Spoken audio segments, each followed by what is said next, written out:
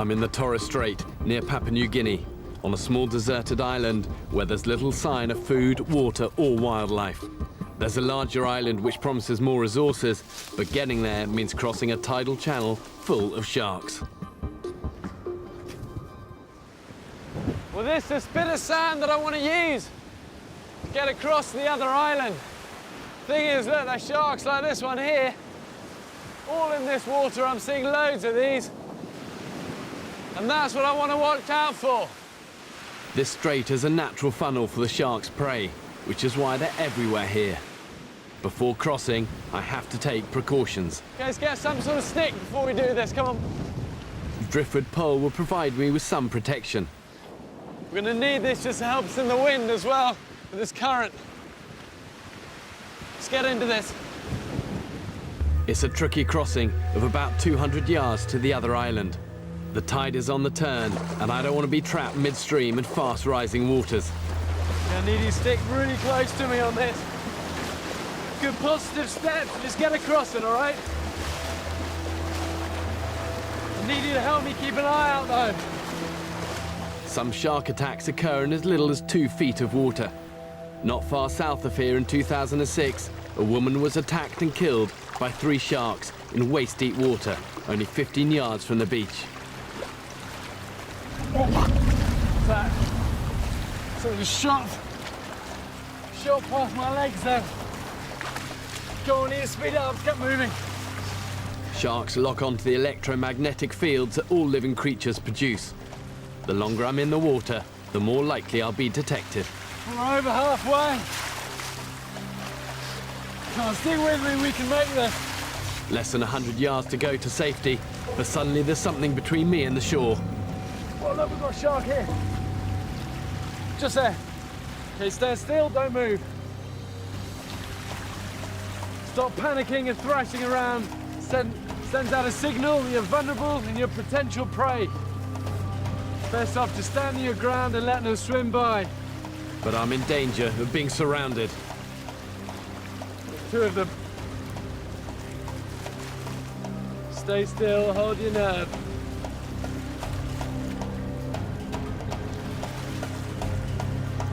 Okay, he's coming straight this way. Just stay still, stay still.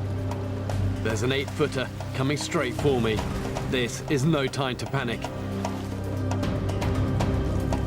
But at the last moment, he turns away. That's my chance to get across. Come on, don't worry about that, let's just move, come on. Come on, stick with me.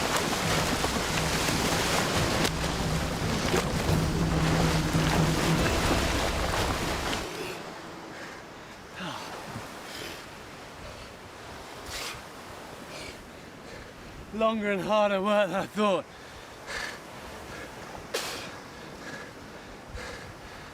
But we didn't get eaten by a shark. So that's good news. It's amazing, you get that sudden surge of adrenaline. Okay, good job. Let's go. Survival is about balancing risks with benefits, so that crossing will be worth it if this island offers more resources. And I'm off to a good start. Look, coconuts.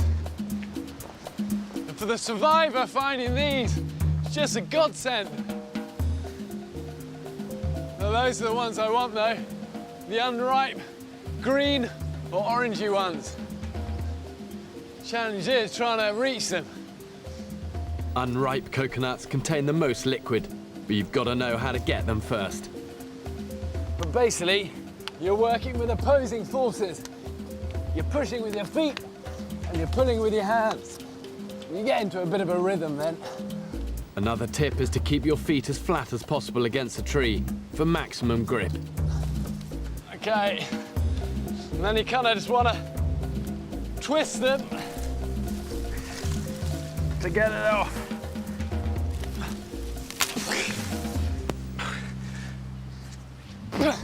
Getting the coconut down is just the first step. Now to get it open. Go for the bottom of it. Slowly cut your way into it. The aim is to cut a triangular shape in the husk and expose a nut inside. And once you've got a good pyramid shape, you then take the top of the nut off.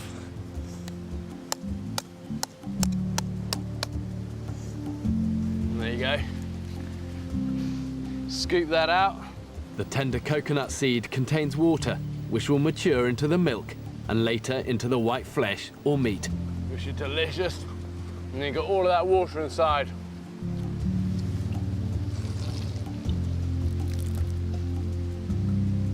Wow. A good-sized coconut holds at least a litre of water. It contains more electrolytes than a sports drink and more potassium than a banana. Okay, come on. This island is very different from the first. The interior is thick and overgrown, making progress slow. But this jungle offers much more in the way of survival resources. These banana trees hold masses of moisture in them. It's just getting to it though. One way is just to take off a section of bamboo. Like this, it's hollow. Sharpen one end. Put that straight in there. And that will be like a tap then. Let the moisture come out of there. In the tropics, it's a constant battle to stave off the slow physical decline caused by dehydration. You can see how wet that is already. What's underneath? And just leave it. Okay. With a sustainable water resource in place, it's time to concentrate on my next priority and look for a place to make camp. Look, this will do under here. Under this tree, you've got good natural shelter and also good visibility out to sea still. You know, I don't really want to be in the jungle. That's where all the creepy crawlies and the snakes are going to be. Try and sling up a bit of a hammock under here. Okay. This tropical climate supports a wide variety of flora that I can use as building materials for my camp. And what doesn't grow here is often washed up by the sea. First off, I'm going to make a hammock by splitting this length of bamboo. Work your way down it. I'll keep going about the length of my body. Along here. I'm cutting the bamboo into several strips, which will act as supports. And really, bamboo is the ultimate DIY jungle material.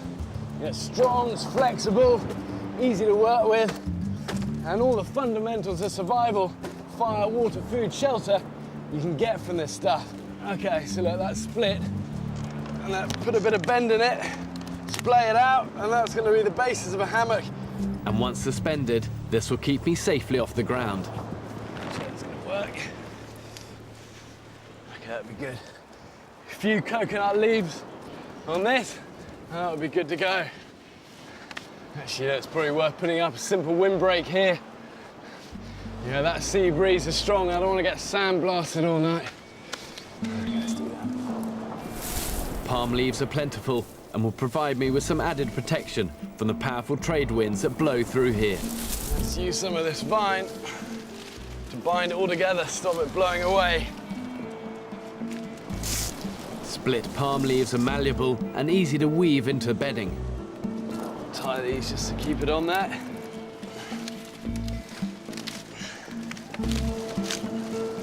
Okay, so I'm off the ground. Got a little bit of bedding as well. Good, shelter done. Now for my next survival priority, food. Stinking bit of fish carcass. Might well have just been munched by a shark, and then the carcass taken by the birds, dumped here or just washed up in the high tide. But a carcass like this is useful, full of bones that I can then make into a fishing hook. Island survival is all about ingenuity, turning the useless into the useful. Really sharp point to that. Attaching this sharp bone to a piece of carved bamboo with paracord makes an improvised hook. And with that, there's a chance of catching fresh fish. And then what you're left with is that. Load more line, and then let's go fishing. But first I need some live bait. And there's one quick way to get a sardine from these shallows. Look, Here we go. Throwing rocks into the water sends out shock waves, which stun but don't kill my bait fish. Okay, just put this little sardine on the hook. And then we'll get it in. Okay, let's get this guy out. The waters around here are rich with sea life. Everything from 2-inch sardines to 20-foot sharks. Catching anything requires patience, but this is useful thinking time. And the brain is the most useful survival tool of them all. And yeah, this is a nice time of the day for me. The heat's gone out of the sun. And I've got time just to think things through and come up with a plan for tomorrow. There's an old Torres island saying that the sea will provide, but at the moment, it's not providing for me.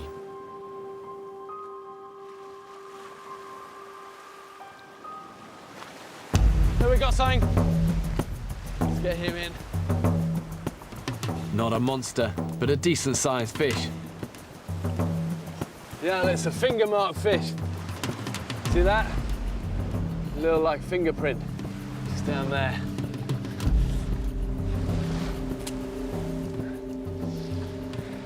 Good. We've got supper at last. I need fire to cook, and there's no shortage of fire lighting materials.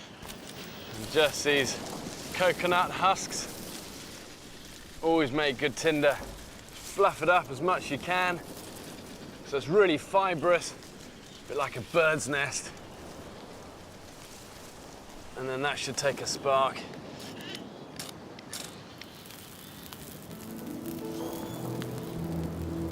In the past, islanders in the Torres Strait would perform fire dances to thank the gods for the gift of fire. Here, it's as essential to life as water and air. Okay, this should be cooked now. Fresh fish, the best possible proof that in the end the sea does provide. The one thing the sea doesn't have any shortage of is supplies. It's just not always easy getting to them. But for the desert island survivor, the key is making the sea your best friend. In any survival situation, desperate times sometimes call for desperate measures. See if we can grab him actually when he comes through. Get that, we won't need to eat for a week.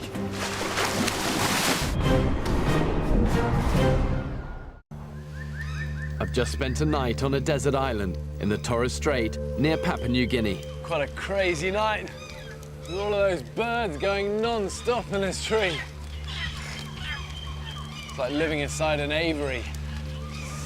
So I'm just using a bit of this cuttlefish just to sharpen my knife again. Put an edge back on it. The salt water's so corrosive here, anything's just gonna rust up. Okay. Time to get on. A new day means a new round in the endless cycle of desert island survival.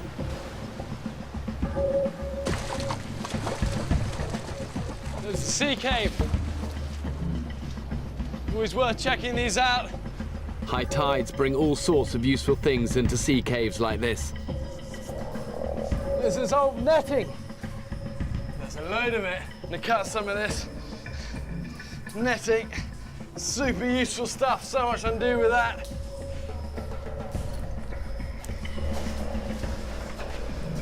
I'm gonna see if this cave leads through to the other side of the island. There's water in here, which means this cave floods at high tide, and I don't want to get trapped. But now, I've got clear daylight to follow. There's an exit out here.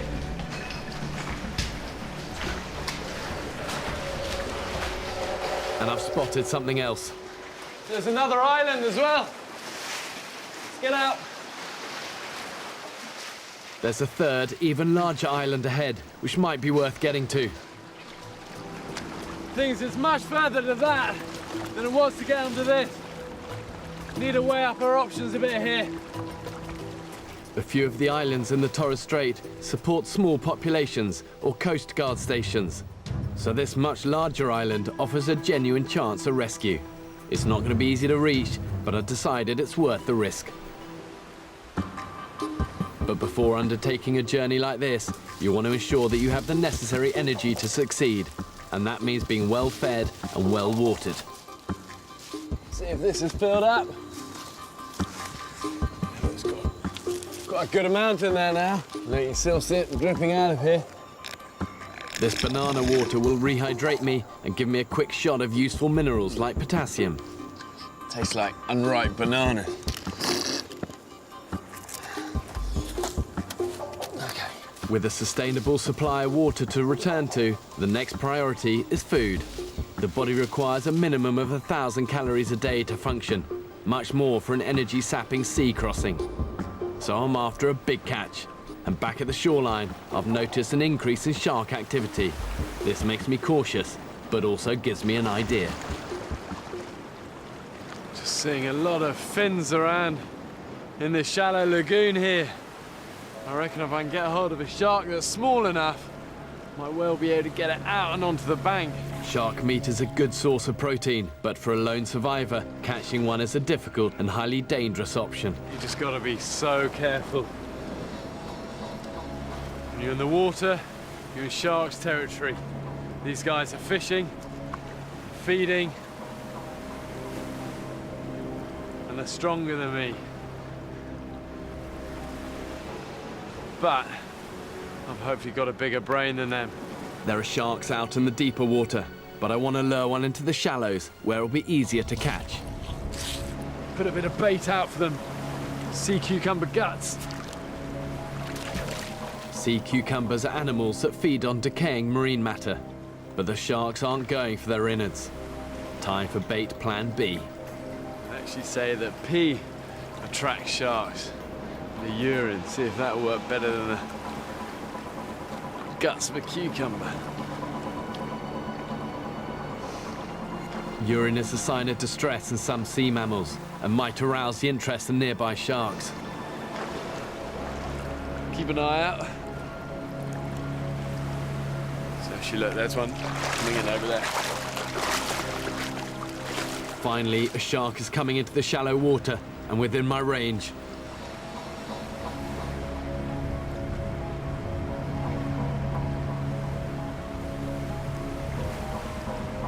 Just hold your ground.